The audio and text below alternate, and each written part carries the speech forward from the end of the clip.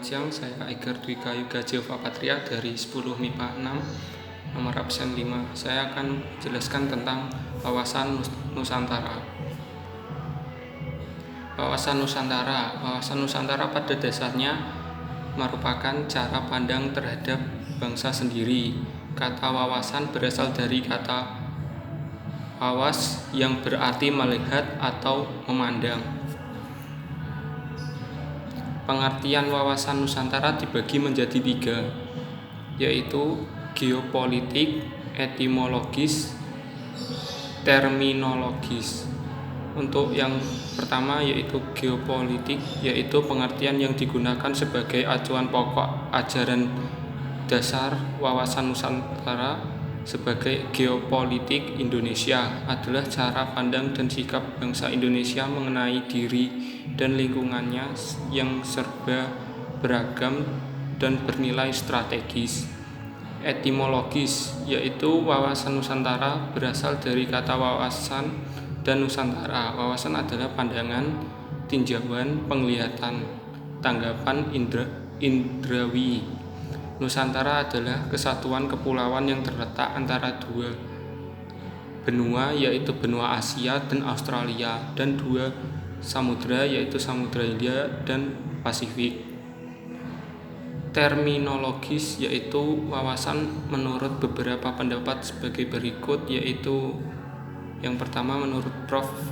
Wan Usman, dan yang kedua menurut GBHN garis besar Haluan Negara 1998, dan yang ketiga menurut kelompok kerja wawasan Nusantara untuk diusulkan menjadi TAP MPR.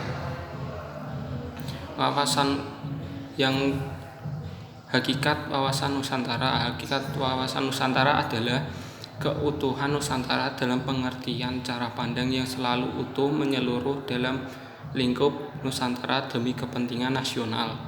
Asas wawasan Nusantara merupakan ketentuan atau kaidah dasar yang harus dipatuhi, ditaati, dipelihara, dan diciptakan demi tetap taat dan setianya komponen pembentuk bangsa Indonesia terhadap kesempatan bersama. Adapun asas wawasan Nusantara tersebut adalah sebagai berikut, yaitu yang pertama kepentingan yang sama, yang kedua keadilan, ketiga kejujuran, keempat solidaritas, kelima kerjasama, dan keenam kesetiaan terhadap kesepakatan bersama.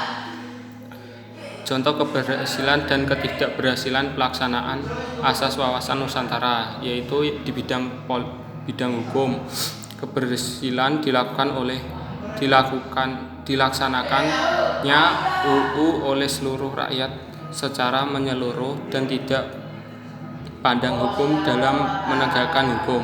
Bidang politik, yaitu pemerataan di bidang pemerintah dan tidak ada kasus pemberontakan oleh rakyat. Ketidakberhasilannya adanya pemutusasaan kekuasaan pemerintah pusat dan munculnya pemberontakan. Bidang ekonomi, keberhasilan terjadi suatu pemerataan ekonomi rakyat dan tidak adanya korupsi. Ketidakberhasilannya korupsi yang merajalela dan terjadinya kesenjangan sosial. Dalam bidang pertahanan dan keamanan, keberhasilannya wilayah yang aman, bebas dari terorisme dan sengketa perbatasan oleh negara lain.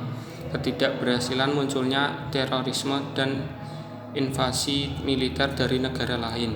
Bidang sosial budaya, keberhasilan melestarikan bergotong royong dan kebudayaan daerah, dan ketidakberhasilannya adanya klaim budaya sepihak oleh bangsa lain dan pengaruh globalisasi yang membuat munculnya perilaku individualisme.